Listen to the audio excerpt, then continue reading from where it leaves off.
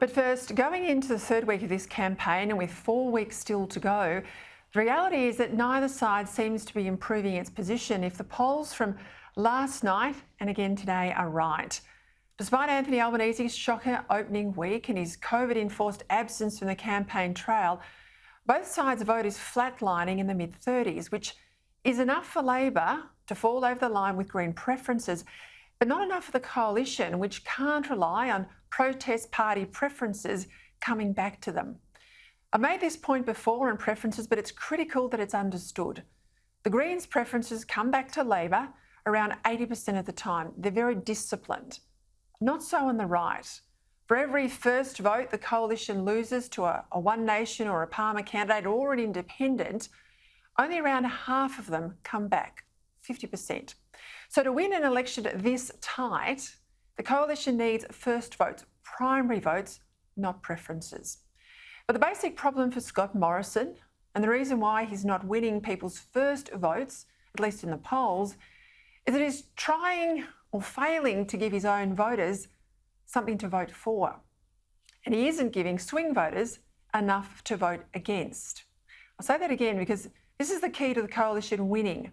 They're not giving their own voters something to vote for, and they're not giving swing voters, or that big block of undecideds, something to vote against. For instance, today the Prime Minister was in North Queensland. Did he visit a coal mine to declare that Labor would close it down with its emissions obsession, given Labor's front bench is all over the shop with their policy?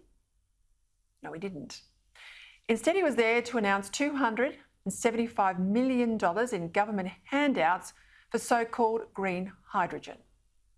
Our economic plan is about ensuring that not only are we getting their energy costs down now, but we're part of the energy changes going into the future. And as I move around the world and talk to other leaders, they know that Australia is the place they are going to look to get hydrogen from. More millions, in fact, for Twiggy Forrest, almost $45 million today from taxpayers, which just reinforces yet again that despite the spin, green energy isn't the cheap power we're promised. It's power propped up by the taxpayers, a giant green Ponzi scheme, and we're falling for it.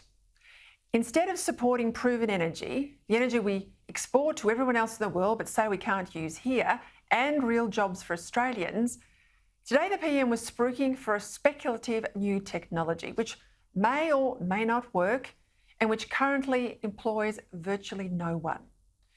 The political strategist in me asks how much of today's decision to climb all over green power and shy away from a coal mine was internal panic over so-called climate independence.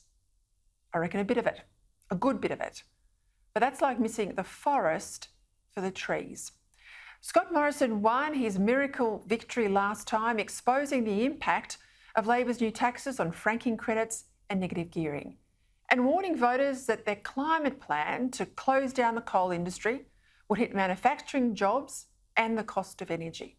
That's why he won.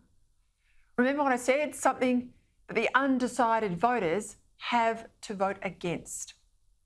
This time, the big new taxes might be gone, at least Labor's not talking about them, but there's still a carbon tax by stealth on the country's biggest emitters, including every single coal mine and most of our heavy industry. Today, the head of Whitehaven Coal, Paul Flynn, broke cover, and he said it certainly looks as if some in the ALP want to turn an emissions reporting mechanism into a carbon levy by stealth, all the while claiming the policy position is pretty much the same as the existing government scheme. But this coal boss then rightly said, these two things can't be true at the same time. And of course, they're not. This is a carbon tax, pure and simple, with a predicted price of $24 a tonne, more than double the Gillard carbon price that Australians voted the coalition in to repeal. Just as Nationals Senator Matt Canavan blazed the trail at the last election, giving the coalition a path to victory with his campaign for coal jobs, particularly the Adani mine, This time he's also giving the coalition a pathway to victory, identifying the specific businesses in specific seats that would be at risk of closure under Labor policy. But neither Scott Morrison or Josh Frydenberg seems to want to campaign as hard as they should on this issue. In North Queensland today, sure, the Prime Minister talked about Labor's safeguard mechanism being a carbon tax that would cost 10,000 jobs in the Hunter. But he was 2,000 kilometres away from where the jobs would be lost. And the Treasurer, who once took this into the Parliament. This is coal. Don't be afraid. Don't be scared. The Treasurer knows the rule on crops.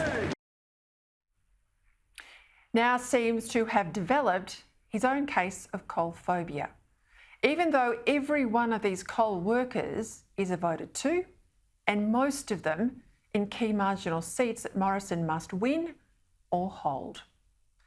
To go harder on this issue now when the coalition desperately needs to open up a wider front with Labor, to me, it's a no-brainer. Labor's vulnerable, Albanese even more so. He was the opposition leader on radio today, desperate to try and deny Labor will bring in this carbon tax. We will have no carbon tax. Let's just make sure there'll be no carbon tax under any government I'll lead ever. There will be no carbon tax ever. He's terrified, of course, that voters will remember this. There will be no carbon tax under the government I lead. To win, the Prime Minister is going to have to take on this carbon tax issue and take it head on if he's got any chance of clawing back lost coalition votes. It's not like there's no enough ammunition. He just needs to be prepared to use it. Like Joel Fitzgibbon's recent admission that Labor's safeguards mechanism are in fact a carbon tax. There's a thing called a safeguards mechanism, which is a carbon constraint or a carbon tax, whatever you might like to call it. Come on, why isn't that in an ad? Back in 2019, the coalition accused Labor of having one message in Queensland coal seats and a different one in inner city seats. In this election, it's the coalition that's got that problem, only the need to appeal to two very different demographics means a muted message in both places. And muted messages do not win tight elections. Last time, there was a big difference between the coalition and Labor on emissions. The Steele is one on the detail, but the coalition's net zero commitment has made it so much harder to cut through. For instance, as soon as Colin Boyce, the coalition candidate for the Queensland coal seat of Flynn, said that there was wriggle room in the coalition's net zero commitment, he was leapt on by two inner city Sydney Liberals, Trent Zimmerman and Jason Falinski, insisting that net zero is binding and is not flexible. Now, if the coalition's lukewarm and sitting on the fence on this issue, why shouldn't voters be lukewarm and sitting on the fence too? Because that's what they're doing. That's what's happening in these polls. And something has to change for the coalition. I tell you what, time is running out.